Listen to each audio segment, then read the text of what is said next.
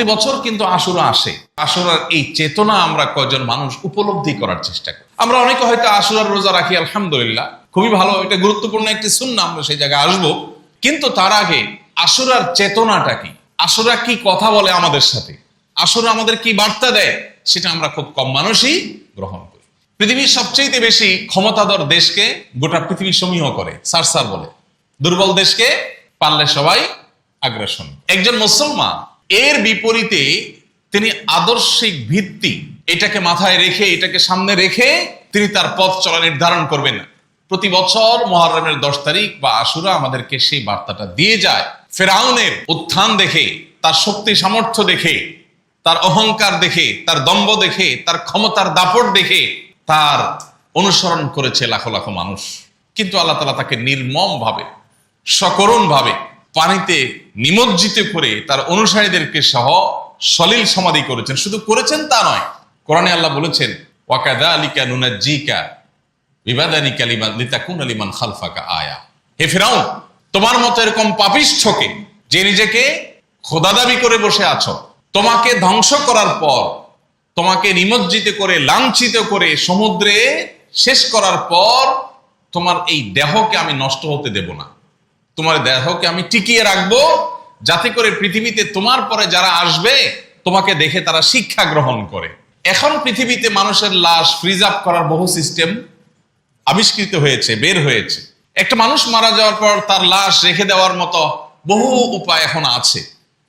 কিন্তু আজ থেকে প্রায় কয়েক হাজার বছর আগে, কয়েক হাজার, শত না, কয়েক হাজার বছর আগে পৃথিবীতে মানুষের লাশ বছরকে বছর তো দূরের কথা, মাসকে মাস রাখারও কোনো প্রযুক্তি মানুষের কাছে ছিল না। আল্লাহ রাব্বুল আলামিন অলৌকিকভাবে ফেরাউনের লাশকে টিকিয়ে রেখেছেন। এখনো সেটা মিশরের পিরামিড জাদুঘরে আছে।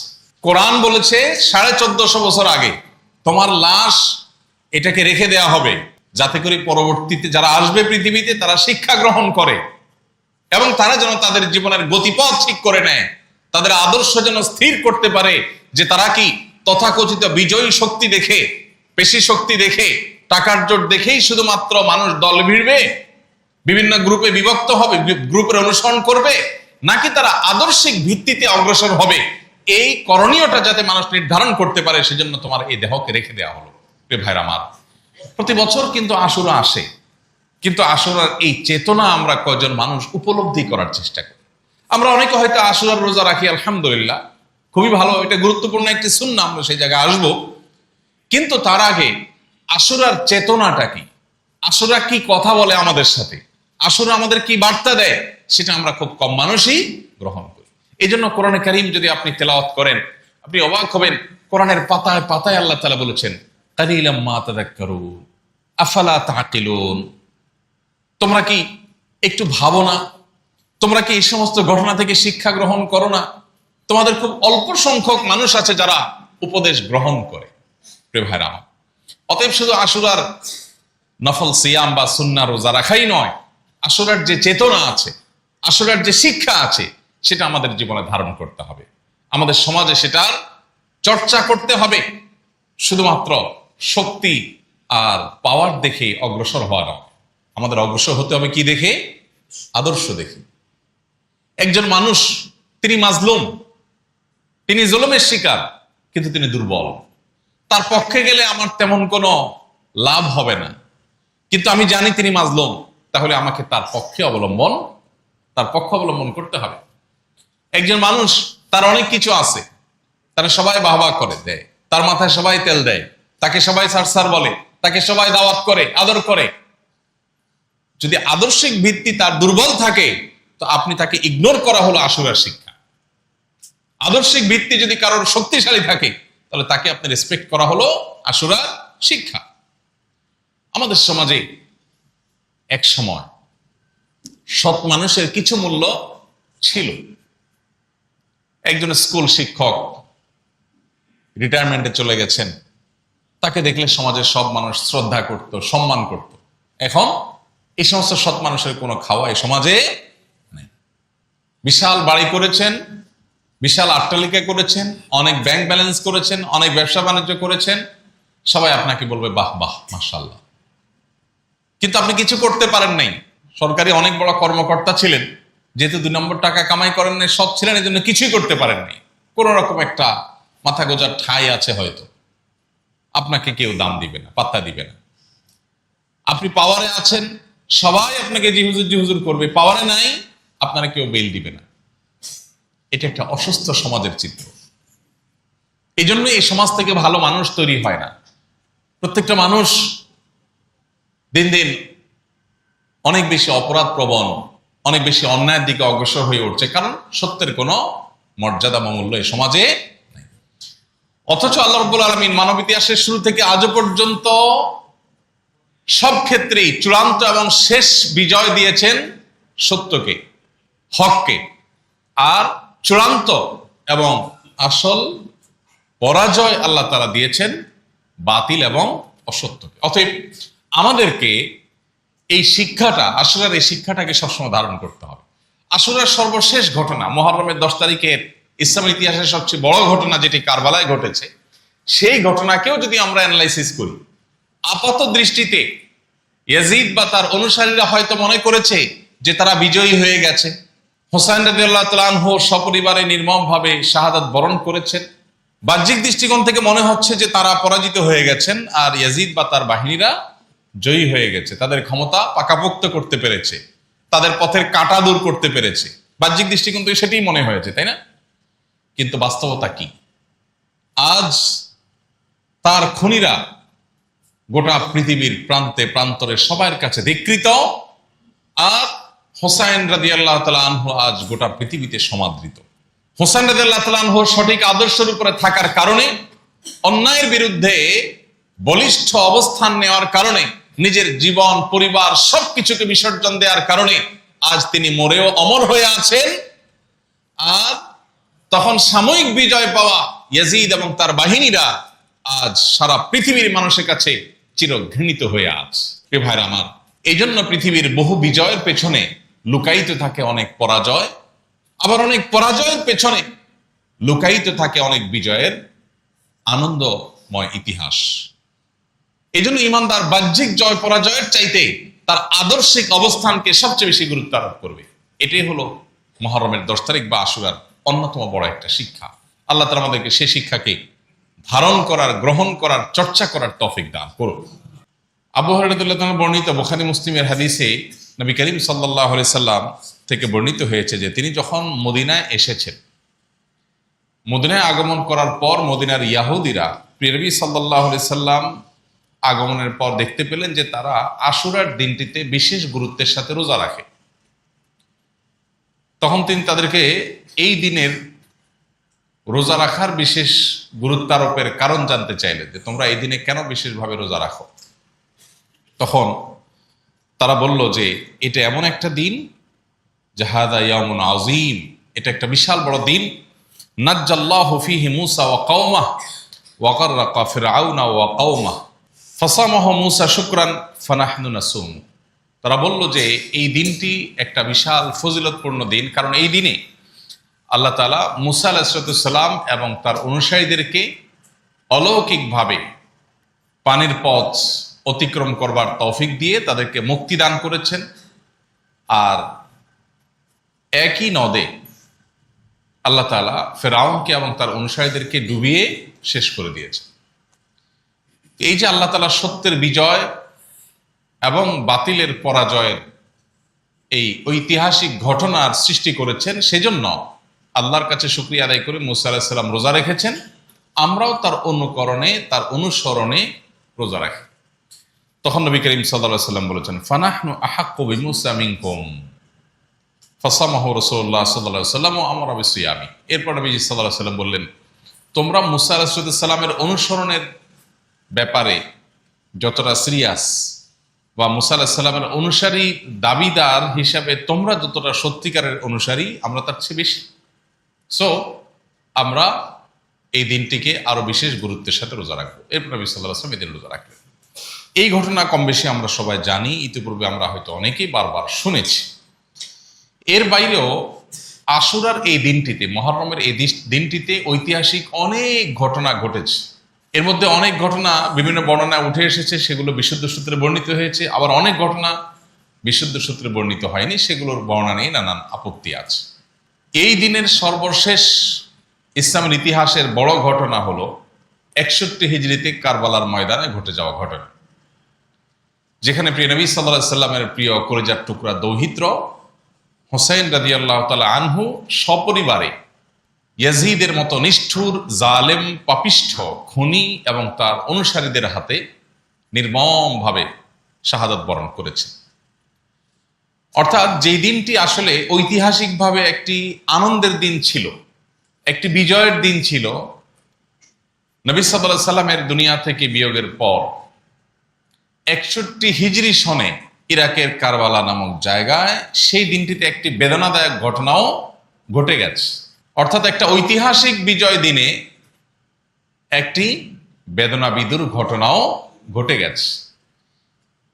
এ হলো মুহররম এর 10 তারিখ তথা আশুরার একেবারে সংক্ষিপ্ত তাৎপর্যের কারণ। কারবালার এই ঘটনা যেটি 61 হিজরি সনে ঘটেছে, এই ঘটনার কারণে গোটা পৃথিবীতে এমন কোনো মুসলমান থাকতে পারে না যে মুসলমান ব্যথিত নয়, যে মুসলমানের হৃদয়ে রক্তক্ষরণ হওয়ার কথা নয়। যে হাসান হোসেন রাদিয়াল্লাহু তাআলা আনহুমাকে নবী করিম সাল্লাল্লাহু আলাইহি সাল্লাম নিজের নাতি হিসেবে, জান্নাতি যুবকদের সর্দার হিসেবে, বহু কল্যাণের অগ্রদূত হিসেবে নবী করিম সাল্লাল্লাহু আলাইহি সাল্লাম যাদেরকে অনেক স্নেহ করতেন, মমতা দিতেন, আদর করতেন, যাদের বিভিন্ন মর্যাদার বর্ণনা রয়েছে, তাদেরকে যদি কোনো জালিম, কোনো ক্ষমতালোভী, কোনো পাপিষ্ঠ, কোনো ফ্যাসিস্ট যদি নির্মমভাবে সপরিবারে হত্যা করে, খুন করে, তাহলে সেই ঘটনায় মুসলমান হিসেবে আমরা সবাই ব্যথিত। আমাদের প্রিয় নবী সাল্লাল্লাহু আলাইহি সাল্লাম যদি বেঁচে থাকতেন আর তার জীবদ্দশা যদি তার নাতির সাথে এরকম আচরণ করা হতো, নিশ্চয়ই তিনি অনেক কষ্ট পেতেন। তো আমরা মুসলমান হিসেবে আমরাও সেই ঘটনায় ব্যথা পাবো, কষ্ট পাবো, সেটাই স্বাভাবিক। এর পাশাপাশি মুহররমের 10 তারিখ বা আশুরাকে কেন্দ্র করে আমাদের বেশ কিছু বিষয় জানার আছে, শেখার আছে, বোঝার আছে। সে জানা, শেখা এবং বোঝার যে বিষয়গুলো আছে তার মধ্যে থেকে সবচেয়ে বড় বিষয় হলো আল্লাহ রাব্বুল আলামিন সত্য এবং হককে বিজয়ী করেন, অসত্য এবং বাতিলকে পরাজিত করেন। এটা আল্লাহ তাআলার অমোঘ বিধান, এটা আল্লাহ তাআলার চিরাচরিত নিয়ম। মানব ইতিহাসের শুরু থেকে আজও পর্যন্ত কোনো বাতিলকে আল্লাহ তাআলা চূড়ান্ত সুখ পেতে দেননি। সাময়িক ছাড় দিয়েছেন, সাময়িক সুখ দিয়েছেন। কত ফ্যাসিস্ট, কত জালিম, কত অত্যাচারী আমরা দেখেছি। মহল্লায় ছোট জালিম, ছোট মাস্তান, ছোট চাঁদাবাজ, ছোট অত্যাচারী, কিংবা কোনো বড় স্টেট বা রাষ্ট্রের কোনো বড় ফ্যাসিস্ট বা ক্ষমতালোভী বা জালিম, কিংবা আন্তর্জাতিক পরিমণ্ডলের কোনো পরাশক্তি যারা বিভিন্ন উপায়ে পৃথিবীর দুর্বল মানুষদের উপর অত্যাচার, অবিচার, জুলুম, নিষ্পেষণ পরিচালনা করে, তাদের চাকচিক্য দেখে আমরা বিভ্রান্তিতে পড়ে যাই। প্রতি বছর মুহররমের 10 তারিখ আশুরা এসে আমাদের বিবেকে করাঘাত করে, জেগে উঠো, ঘুমিয়ে থেকো না, তোমার ভুল ভাঙো। তুমি যেটাকে চাকচিক্যময় বিজয় ভাবছ, তার পেছনে লুকায়িত আছে নির্মম পরাজয়ের ঘটনা। আজকের পৃথিবী, যে পৃথিবীকে আমরা সভ্য পৃথিবী মনে করি, দাবি করি, যে পৃথিবীকে আমরা অনেক মানবিক পৃথিবী মনে করি, এই পৃথিবীরও নির্মম কালো অধ্যায় আমাদের কম বেশি জানা থাকার কথা। পৃথিবীর সবচাইতে মূল্যবান, নানাবিধ সম্পদে ভরা মহাদেশ সবচেয়ে বেশি দরিদ্র পীড়িত। কেন? কারণ পৃথিবীর উন্নত অংশের মানুষেরা তাদেরকে নিষ্পেষণ করে খাচ্ছে, লুটে নিয়ে যাচ্ছে। এই পৃথিবীটাই আবার মানবতার, মানবাধিকারের, সভ্যতার, আধুনিকতার নানামুখী লেবাস পরে আমাদের সামনে আবির্ভূত হয়। আমরাও সেগুলোকে বাহ বাহ বলে ওয়েলকাম করি। মুহররমের 10 তারিখ আশুরা এসে আমাদেরকে জানায়, তোমরা যেটাকে বাহ্যিকভাবে বিজয়ী শক্তি মনে করছ, যদি আদর্শিকভাবে তারা ভুল পথে থাকে, বিশ্বাসগতভাবে তারা যদি ভ্রান্তির পথে থাকে, তো আজকের চাকচিক্যময় তথাকথিত বিজয়ের বেশে থাকা এই শক্তি ফেরাউনের শক্তির মতো এক সময় নির্মম পরাজয়ের গ্লানিতে ডুবে যাবে। মানুষ হিসেবে আমাদের প্রকৃতিগতভাবে আমাদের প্রবণতা হলো আমরা বিজয়ী ব্যক্তিকে ওয়েলকাম করতে পছন্দ করি এবং বিজয়ী ব্যক্তি, বিজয়ী শক্তি এগুলোর সাথে থাকতে আমরা স্বাচ্ছন্দ্য বোধ করি। তার আদর্শিক জায়গাটাকে আমরা খুব বেশি মূল্য দিতে জানি না। এটা সমাজের সর্বত্র কম বেশি এই রোগ, এই ব্যাধি ছড়িয়ে আছে। আমরা যদি একেবারে একটা ছোট মহল্লার মসজিদ থেকে শুরু করি, একটা মসজিদ করবার সময় বা মসজিদ পরিচালনা করবার সময় আমরা কয়জন মসজিদ এলাকাতে এরকম বা কয়জন মানুষ এরকম পাবো যারা বিভিন্ন মসজিদকে কেন্দ্র করে সমাজের ভালো মানুষগুলোকে খুঁজে আনে যে মসজিদ পরিচালনা করবে। একটা ছোট্ট এলাকাতে একজন প্রতিনিধি নির্বাচন হবে, আদর্শিকভাবে একজন সৎ নিষ্ঠাবান মানুষকে মূল্য দেওয়া হয় কয়টা সমাজে? আপনি দেখবেন ভালো মানুষের ভাত নাই। ভালো মানুষের ভাত নাই। কেন ভাত নাই? কারণ তার শক্তি নেই, কারণ তার টাকা নেই, কারণ তার পাওয়ার নেই। মানুষ তাকে রেসপেক্ট করে না। মুহররমকে কেন্দ্র করে, মুহররমের 10 তারিখকে কেন্দ্র করে, আশুরার দিনকে কেন্দ্র করে আমাদের যে করণীয় আছে, আমাদের যে বর্জনীয় আছে, সে বিষয়গুলোর দিকে আমরা একটু যাই। মুহররমের 10 তারিখ বা আশুরার এই দিনটিকে কেন্দ্র করে সবচেয়ে বড় এবং প্রধান করণীয় হলো আশুরার রোজা রাখা। এটা আমরা সবাই কম বেশি জানি আলহামদুলিল্লাহ। এমনিতেই রমজানের পরে নফল রোজা রাখার জন্য সবচেয়ে আদর্শ মাস হলো মুহররমের রোজা। নবী করিম সাল্লাল্লাহু আলাইহি ওয়াসাল্লাম বলেছেন, আফদালুস সিয়ামি বা'দা রমাদান শাহরুল্লাহিল মুহররম। রমজানের পর সবচেয়ে উত্তম রোজা হলো আল্লাহর মাস মুহররম মাসের রোজা। ওয়া আফদালুস সালাতি বা'দাল ফরিদাতি সালাতুল লাইল। আর 5 ওয়াক্ত ফরজ নামাজের পরে সবচেয়ে উত্তম নামাজ হলো ভোর রাতের তাহাজ্জুদের নামাজ। 5 ওয়াক্ত ফরজ নামাজের পরে যেরকম সবচেয়ে শ্রেষ্ঠ নামাজ তাহাজ্জুদ, এরকম রমজানের রোজার পরে সবচেয়ে শ্রেষ্ঠ রোজা হলো মুহররম মাসের রোজা। এই জন্য এই মাসে আমাদের বেশি বেশি এমনিতেই রোজা রাখতে হবে। নবী করিম সাল্লাল্লাহু আলাইহি সাল্লামকে জিজ্ঞাসা করা হয়েছিল, একজন সাহাবী জিজ্ঞাসা করেছেন তাকে যে, আল্লাহ রাসূল, রমজানের পরে যদি আমি কোনো মাসে রোজা রাখতে চাই, আপনি আমাকে কি সাজেস্ট করবেন? তখন নবীজি বলেছেন, ইন কুনতা সাইমান বা'দা শাহরি রমাদান ফাসুমিল মুহররম। তুমি যদি রমজানের পরে কোনো মাস রোজা রাখতে চাও তাহলে মুহররম মাসটাতে বেশি বেশি রোজা রাখবে। কেন? ফাইন্নাহু শাহরুল্লাহ, কারণ সেটা কার মাস? আল্লাহর মাস। এ মাস সম্পর্কে এই রোজা রাখার বিষয়টি বিভিন্ন হাদিসে বর্ণিত হয়েছে। অতএব এই মাসে আমরা নফল রোজা তো রাখবই, আর স্পেশালি এ মাসের আশুরার দিনকে কেন্দ্র করে আমাদেরকে রোজা রাখতে হবে। আশুরার দিনকে রোজা আমরা রাখবো যে, সেই রাখার ক্ষেত্রে নবী করিম সাল্লাল্লাহু আলাইহি ওয়াসাল্লামের সুন্নাহ হলো একটি নয় বরং 2টি রোজা রাখা। আশুরার রোজা কয়টি হবে? 2টি হবে। আশুরার মূল রোজা যেটা, সেটা তো মুহররমের 10 তারিখ আছেই, তার সাথে আরো একটা রোজা প্লাস করতে হবে, হয় 9 তারিখ আর না হয় 11 তারিখ। কেন? সেটাও আমাদের জানার মতো একটা বিষয়, গুরুত্বপূর্ণ বিষয়। আমরা এটা অনেকে শুনেছি নিশ্চয়। নবী করিম সাল্লাল্লাহু আলাইহি ওয়াসাল্লাম যখন দেখেছেন মদিনায় ইহুদিরা আশুরা উপলক্ষে একটা রোজা রাখে, নবীজি সাল্লাল্লাহু আলাইহি ওয়াসাল্লাম তখন সাহাবাদেরকে নির্দেশ করলেন যে, সোম ইয়াওমান ক্বাবলাহ আও ইয়াওমান বা'দাহ। তোমরা তাদের যে আশুরার রোজা মুসা আলাইহিস সালামের অনুকরণে তারা রাখে, সেটা আমরাও রাখবো। আমরাও যদি মুসা আলাইহিস সালামকে শ্রদ্ধা করি, তার প্রতি ঈমান আনি নবী হিসাবে, রাসূল হিসাবে, কিন্তু পাশাপাশি আমরা মুসলিম হিসাবে তাদের থেকে আমাদের স্বাতন্ত্র্য বিশেষ বৈশিষ্ট্য যেন হয়, সেজন্য আমরা একটা রোজা প্লাস করব, হয় একদিন আগে আর না হলে একদিন পরে। তাহলে তারা রাখে একটা, আমরা রাখবো 2টা। নবী সাল্লাল্লাহু আলাইহি ওয়াসাল্লামের পরিষ্কার নির্দেশনা রয়েছে, খালিফুল ইয়াহুদ, তোমরা ইহুদিদের ব্যতিক্রম করো। ইবাদত করার ক্ষেত্রেও তাদের সাথে যেন সাদৃশ্য না হয়, আমাদের যেন স্বাতন্ত্র্য থাকে, আমাদের যেন বিশেষত্ব থাকে, আমাদের ইবাদতে যেন ভিন্নতা থাকে, বৈচিত্র্য থাকে। সেজন্য নবী সাল্লাল্লাহু আলাইহি ওয়াসাল্লাম যেখানে নির্দেশ করেছেন, আজকে সেখানে ইবাদত তো অনেক পরের বিষয়, জাগতিক বিষয় পর্যন্ত আমরা তাদের অন্ধ অনুকরণ করছি। তারা যে শিক্ষাক্রম, তারা যে পাঠ্যক্রম, তারা যে আপনার সভ্যতা, তারা যে কালচার আর কৃষ্টি দিচ্ছে, ওইটাকে আমরা গোগ্রাসে গিলছি। ওদের কাছ থেকে যদি আপাত দৃষ্টিতে একেবারে চকচকা ভালো কিছু আমরা পাই, সেটাকেও মুসলমান হিসেবে আমাদের পরখ করে দেখতে হবে এবং সেটার মধ্যে আমাদের বিকল্প কোনো পথ খুঁজে বের করার চেষ্টা আমাদের করতে হবে।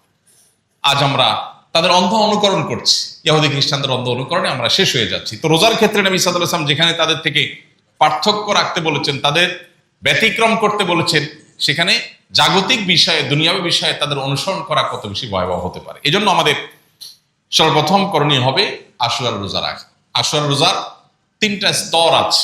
তার আগে আশুরার রোজার মর্যাদা সম্পর্কে আরেকটু আমরা বলি। হাদিসটা আমরা শুনেছি, আবু কাতাদা রাদিয়াল্লাহু আনহু যিনি বর্ণনা করেছেন, সহিহ মুসলিম রয়েছে। নবী সাল্লাল্লাহু আলাইহি ওয়াসাল্লাম বলেছেন, সিয়ামু ইয়াউমি আশুরা আহতাসিবু আলাল্লাহি আন ইউকাফিরা সানাতাল্লাতী ক্বাবলা। আশুরার রোজা এটা পূর্বের 1 বছরের গুনাহ মাফ করে দিবে। অর্থাৎ আশুরার রোজা রাখলে বিগত 1 বছরের ছোটখাটো সগীরা যে গুনাহগুলো আমাদের অনিচ্ছাকৃতভাবে অজান্তে নানাভাবে হয়ে গেছে, সেই ছোটখাটো গুনাহগুলো আল্লাহ তাআলা মাফ করে দিবেন এই একটি রোজার মাধ্যমে। এবং এই রোজা রাখার 3টা স্তর আছে। আশুরার রোজার কয়টা স্তর আছে? 3টা স্তর আছে। সবচেয়ে উত্তম, সবচেয়ে আপার ক্লাসের আশুরার রোজা হলো 9 এবং 10 জিলহজ রোজা রাখা। 9 এবং 10 জিলহজ, এটা হলো সবচেয়ে উত্তম। কেন? কারণ নবী করিম সাল্লাল্লাহু আলাইহি ওয়াসাল্লাম বলেছেন, যদি আমি আগামী বছর বেঁচে থাকি তাহলে আমি মুহররমের 9 এবং 10 এই 2 দিন রোজা রাখবো। এটা নবীজি সাল্লাল্লাহু আলাইহি ওয়াসাল্লাম বলেছেন।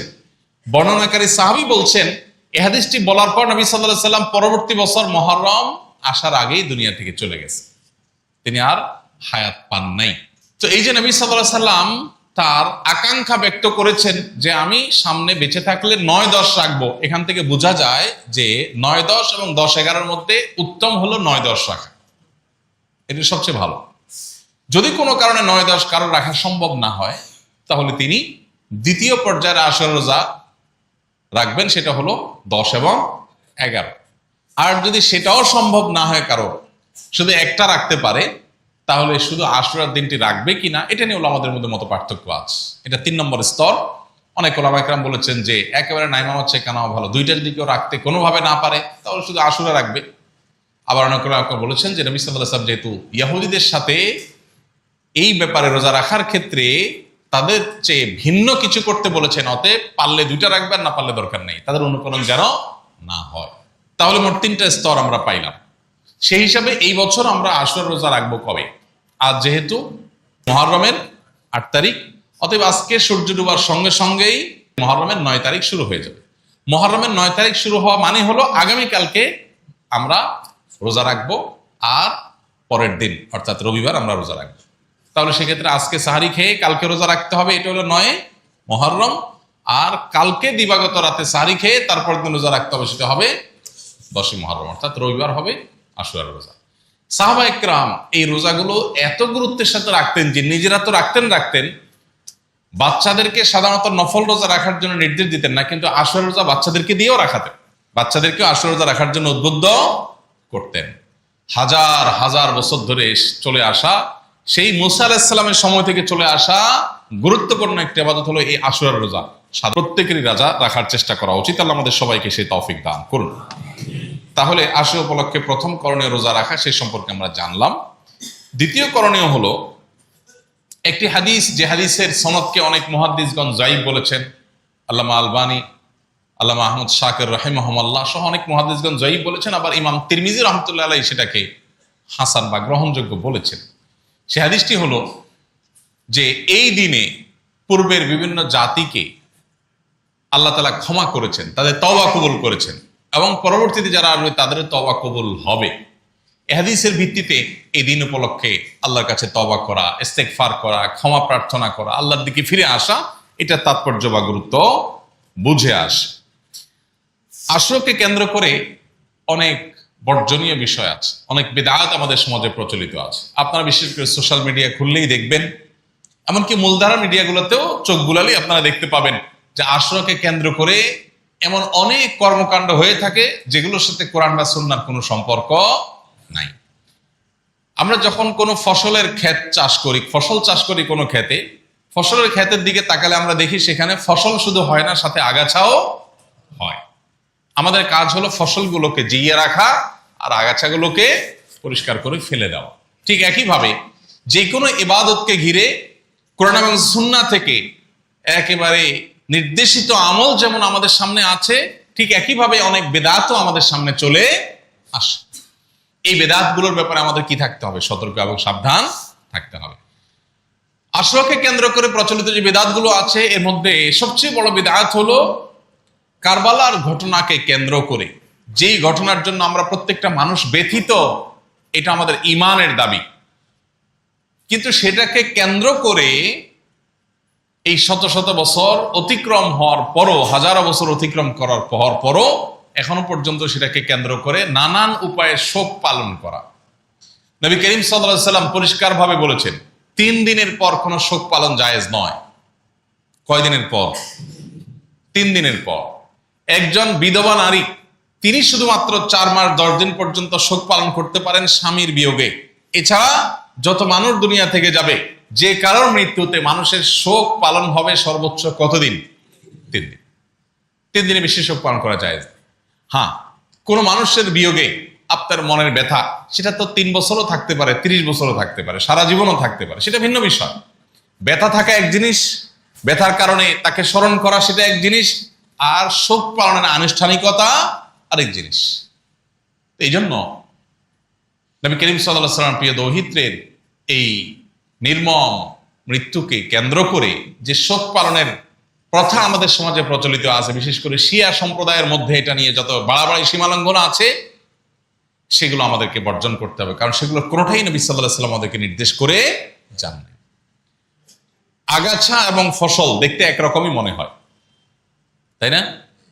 ধান খেতে যে আগাছা হয়, সে আগাছাগুলো দেখতে ধান গাছের সাথেই মিলে যায়, মিশে যায়, একরকম দেখা যায় প্রায়, কিন্তু সেগুলোকে ফেলে দিতে হয়। ঠিক একইভাবে বেদাতগুলোকে আমাদের জীবন থেকে আমাদের ছুঁড়ে ফেলে দিতে হবে, সুন্নাহকে আমাদের আঁকড়ে ধরতে হবে। নবীজি আশুরার রোজা রাখতে বলেছেন, আমরা আশুরার রোজা রাখবো। নবীজি আমাদেরকে শোক পালন করতে বলেন নাই, তাজিয়া মিছিল বের করতে বলেন নাই, অতএব সেগুলো আমরা করব। এই দিনকে কেন্দ্র করে নানান আপনার কর্মকীর্তি আমাদের সমাজে হয়ে থাকে। লাল ডেক চড়ানো হয় মুহররমকে কেন্দ্র করে, আপনারা জানেন। অনেক এলাকার দেখা যাচ্ছে বিহারি প্রধান এলাকাগুলোতে একটু বেশি হয়, শিয়া প্রধান এলাকা থাকলে সেখানে একটু বেশি হয়। চাঁদা তুলে তারা ধুমধামে খায়। যে আশুরার দিনে নবীজি সাল্লাল্লাহু আলাইহি ওয়াসাল্লাম রোজা রাখতে বলেছেন, ওই দিন তারা চাঁদা তুলে আরো বিরিয়ানি খায়।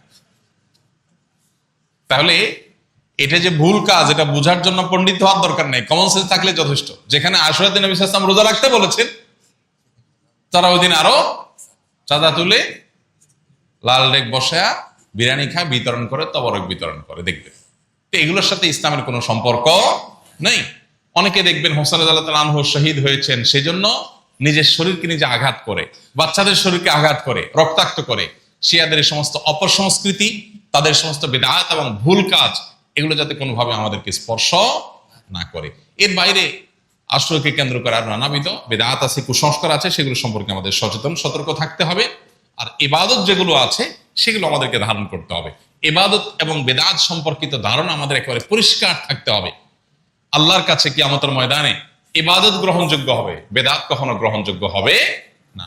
অতএব দেখতে ইবাদত মনে হলেও কোরআন হাদিসে যদি প্রুফ না থাকে, তাহলে সেটা আমরা কখনো ধারণ করব না, গ্রহণ করব না। আল্লাহ রাব্বুল আলামিন আমাদের সবাইকে আশুরার প্রকৃত শিক্ষা, আশুরার প্রকৃত চেতনা, সেটিকে আমাদেরকে ধারণ করার তৌফিক দান করুন।